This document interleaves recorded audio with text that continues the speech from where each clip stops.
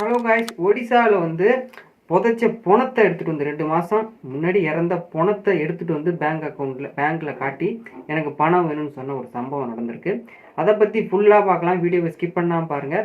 வீடியோவுக்கு லைக் பண்ணுங்கள். ஷார்ட்ஸில் எக்கச்சக்கமான சூப்பர் எல்என்ஐனோ அப்படிங்கிறத எல்லா டீட்டெயிலையும் நொங்கு வேர்ல்டில் இருக்கக்கூடிய எல்லா நியூஸஸும் நம்ம வந்து கவர் பண்ணிகிட்ருக்கோம் ஷார்ட்ஸ் லாங் ஃபார்ம் வீடியோவில். கண்டிப்பாக போய் பார்த்து அறிவை வளர்த்துக்கோங்க. வாங்க இந்த கண்டென்ட்குள்ளே போகலாம். ஒடிசா மாநிலத்தில் கேன்சர் அப்படிங்கிற ஒரு பகுதியில் ஜிட்டு முண்டா கலாமுண்டா அப்படிங்கிறவர் இறந்து போன அந்த சகோதரி ஜிட்டு முண்டா அப்படிங்கிறவர் வந்து பார்த்தீங்கன்னா கிட்டத்தட்ட 40லேருந்து 50 வயசு மதிக்கத்தக்கவர். ஓகேவா? அவர் வந்து பார்த்தீங்க அப்படின்னா அவரோட சகோதரி கிட்டத்தட்ட 2 மாதத்துக்கு முன்னாடியே இறந்து போயிடுறாங்க. ஒரு சில விஷயத்தினால அவங்க மேக்ஸிமம் வந்து ஒருத்தவங்க இறந்து போனாங்களே என்ன பண்ணுவாங்க அப்படின்னா அவங்க பேங்க் அக்கௌண்ட்டில் வேறு ஏதாவது வச்சுருக்காங்களா அப்படின்னு நம்ம செக் பண்ணுவோம். அப்படி பார்க்கும்போது அவங்க பேங்க் அக்கௌண்ட்டில் வந்து 20,000 பணம் வச்சுருந்துருக்காங்க. யார் செத்து போன இந்த கலாமுண்டாவுடைய. இதில் அவரோட ஜிட்டு முண்டா என்ன பண்ணியிருக்காரு அப்படின்னா, சரி ஓகே நம்ம வந்து அந்த பணத்தை வச்சுருக்காங்க நம்ம எடுக்கலாம் அப்படின்னு சொல்லிட்டு பேங்க்கு போகிறாரு. ஓகே, இவரும் வந்து அந்த பாஸ்புக் எல்லாம் எடுத்துகிட்டு அந்த பேங்க்கு போகிறாரு. ஒடிசா கிராமியா பேங்க்கு வந்து போகிறாரு. போயிட்டு வந்து இந்த மாதிரி கேட்கும்பொழுது இந்த மாதிரி எங்கள் சிஸ்டர் தவறிட்டாங்க, அவங்க பேங்க் அக்கௌண்ட்டில் இருக்கக்கூடிய 20,000 பணத்தை எனக்கு வந்து கொடுக்கணும் அப்படின்னு சொல்கிறாங்க. அதுக்கு அந்த பேங்க் சைட்லேருந்து என்ன சொல்கிறாங்க அப்படின்னா, இல்லைங்க அவங்க வந்து யாரையும் நாமினியாக போடலை அப்படின்னு சொல்கிறாங்க. இவருக்கு படிப்பறிவு இல்லாத எதுவும் தெரியல. ஓகேவா? அதனால் என்ன பண்ணுறாரு அப்படின்னா, இல்லைங்க அவர் இறந்து போயிட்டாங்க, நீங்கள் எனக்கு அந்த பணத்தை கொடுங்க, ஏன்னா அவங்க உறவினர்கள் அப்படிங்கிற ஒரு பேரில் வந்து கொடுங்கன்னு சொல்கிறாங்க. பட் ஆனால் வந்து பேங்க்லேருந்து என்ன சொல்கிறாங்கன்னா, இதுக்குன்னு ஒரு சில இதெல்லாம் இருக்குங்க, ரூல்ஸ்லாம் இருக்குது அப்படின்னு சொல்லிட்டு நிறைய முறை தட்டை கழிக்கிறாங்க, டெனிட் பண்ணுறாங்க. ஓகே, இந்த மாதிரிலாம் இல்லைங்க, நீங்கள் வந்து இதுக்கான ப்ராப்பர் டாக்குமெண்ட்ஸ் எடுத்துகிட்டு வாங்க, அந்த சர்டிஃபிகேட் இருக்கும், டெத் சர்டிஃபிகேட்ஸ் அதெல்லாம் நீங்கள் எடுத்துகிட்டு வந்தால் தான் நாங்கள் வந்து பண்ணுவோம்.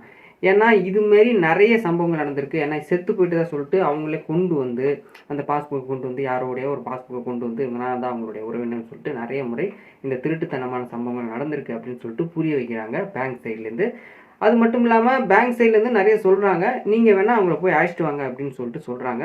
இவருக்கு நிறைய முறை போயிட்டு வந்ததில் பெரிய ஒரு இதாகிடுச்சு.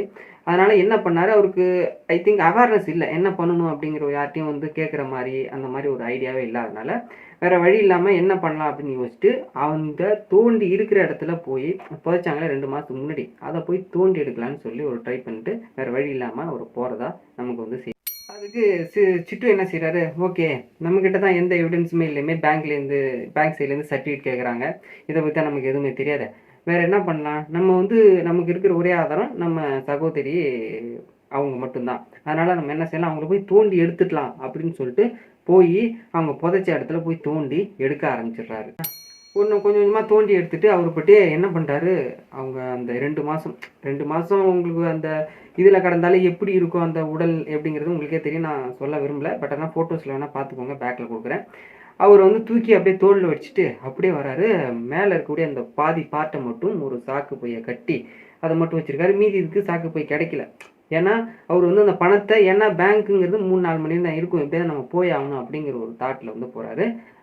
ரோட்டில் இருக்கிறவனா அண்ணாந்து பார்க்குறான், ஐயோ அப்பா அப்படிங்கிற மாதிரி, என்னடியம்மா அப்படிங்கிற மாதிரி போகுது. ஓகேவா? அது மட்டும் இல்லாமல் யாராவது ட்ராப் பண்ணுங்க அப்படின்னு சொல்லிட்டு அவருக்கு அவேர்னஸே தெரியல, என்ன இது நம்ம ரைட்டாக பண்ணுறோமா தப்பு பண்ணுறோமா அப்படிங்கிறது தெரியல. அந்த எஜுகேஷன் அப்படிங்கிறது கொஞ்சம் கம்மியாக இருக்கிற மாதிரி இருக்குது. ஓகேவா? ட்ராப் பண்ணுங்க அப்படின்னு சொல்லிட்டு ஒரு பணத்தை ஷோல்டரில் வச்சுட்டு எவனாவது போய் ட்ராப் பண்ணுவானா, அந்த மாதிரி ஒரு சம்பவத்தை வந்து இவர் பண்ணியிருக்காரு. ஓகே, எப்படியோப்பா நம்ம 3 மணிக்குள்ளே பேங்க் வந்துட்டோம், எப்படி நமக்கு பணம் கிடச்சுன்னு சொல்லிட்டு அப்படியே அந்த ஷோல்டரில் தூக்கி வச்சுட்டு அந்த அவங்க லேடியை இறந்து போன அந்த பிணத்தை வந்து உள்ளே பேங்க்குள்ளே போயிட்டாரு. கஸ்டமர்ஸ்லாம் ஒரே ஓட்டம், என்னடி அம்மா அப்படிங்கிற மாதிரி ஒரே ஓட்டம். எல்லாருமே பதறி போய் அங்கங்கே கம்பி காலை பிடிச்சிட்டு அப்படியே நிற்கிறாங்க. ஏன்னா ஒரு பிணத்தை கொண்டு வந்து 2 மாதம் அந்த மண்ணுக்குள்ளே புதைஞ்சிருந்த பிணத்தை கொண்டு வந்து அப்படியே எடுத்து வந்துட்டு இருந்தாங்க, இதுதான் என்னுடைய சகோதரி, இவங்க இறந்து போயிட்டாங்க, இப்போயாவது நம்புறீங்களா அப்படின்னு சொல்லிட்டு அந்த பணத்தை கொடுங்கன்னு சொல்லிட்டு ஒரே சொல்கிறாரு. அப்படியே ஸ்டன்னாகி நிற்கிறாங்க எல்லாரும், அந்த ஸ்டாஃப்ஸ் எல்லாம்.